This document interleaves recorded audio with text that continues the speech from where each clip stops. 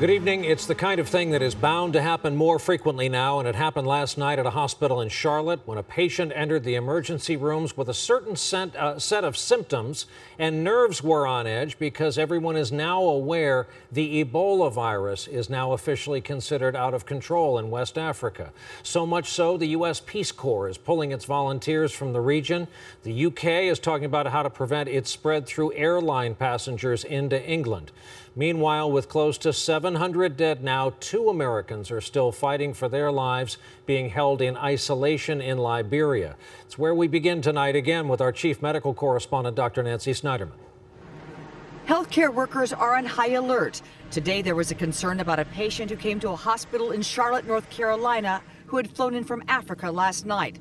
A hospital corridor was shut down. Once we got more information about the patient, we realized that it was essentially no possibility that the patient actually had Ebola. But the extreme precautions are a sign of the anxiety about the possibility, though remote, of Ebola spreading to the United States. As Nancy Wright-Bowl, an American missionary with the group Samaritan's Purse, is fighting for her life in Liberia, her son Jeremy told NBC News today she's improving, but said it's painful to be 6,000 miles away from his parents. I talked with Mom this morning, and she was continuing to do well. She was still fighting through the symptoms, and as she has strength, being able to move around a little bit. Jeremy's father, David, can only keep watch over his wife through an outside window of their home. Dad will not leave Mom. Dad has also stated, particularly with the situation in Liberia, that he would not want us to visit. Dr. Kent Brantley, the other American struggling to survive Ebola in Liberia, also showed some improvement in the last 24 hours. But their relief organization, Samaritan's Purse, is bringing non-essential personnel home to the U.S. The question, will they be tracked? The government's top infectious disease doctor, Anthony Fauci, says no. Tony, let me just make sure I understand. No one's going to be meeting them at the airport, taking temperatures. It'll be just a subjective, are you feeling well? And if you're not feeling well, then you obviously want to put them into quarantine. Is that enough? Yes, it is. It is.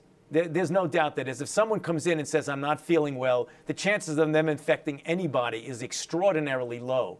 So what's the message to the American people? Certainly, it is conceivable that someone will get on a plane from Western Africa and come here, but we have the healthcare capability that even if someone does come and has Ebola, if taken care of properly, they should not be spread.